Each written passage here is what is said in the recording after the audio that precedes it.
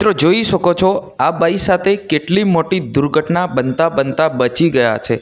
ઉડન પેરાશૂટમાં જઈ રહ્યા એટલે કે સફારી કરી રહ્યા હતા એ જ સમયે મોટા વીજના થાંભલા પર પડતા પડતા બચી ગયા।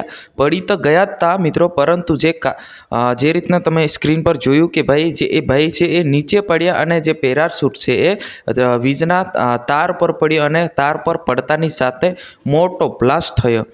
નમસ્કાર મિત્રો, વિડીયોમાં તમારું સ્વાગત છે। વિડીયોને અંત સુધી જોજો અને આપણી ચેનલ પર નવા હો તો ચેનલને સબસ્ક્રાઈબ કરીને લાઇક કરી નાખજો।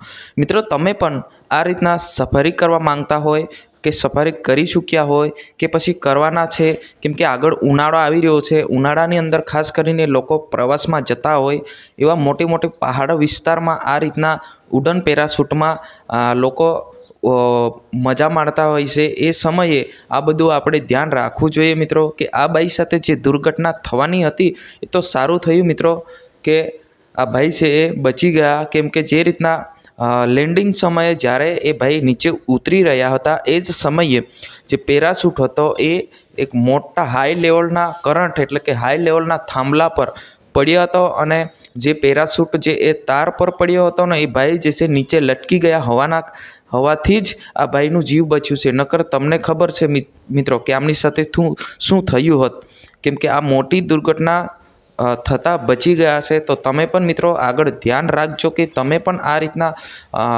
સફર કરવા માંગતા હોય અથવા કરી ચૂક્યા હોય કે પછી કરવાના હોય તો પછી આ બધી વસ્તુઓ આપણે ધ્યાન રાખવું જોઈએ મિત્રો, જેથી કરીને આ બાઈ સાથે જે દુર્ઘટના બનવાની હતી આ દુર્ઘટનાથી આ ભાઈ બચ્યા છે એ તો ભગવાનના કૃપાથી બચી ગયા છે। જ્યાં મિત્રો ખરેખર આજની વિડીયોની અંદર બસ આટલું। તાત્કાલિક આપણે નવા વિડીયોમાં મળવાના છે અને ફટાફટ આપણી ચેનલને સબસ્ક્રાઈબ કરીને લાઇક કરી નાખજો। જી હા મિત્રો, નમસ્કાર।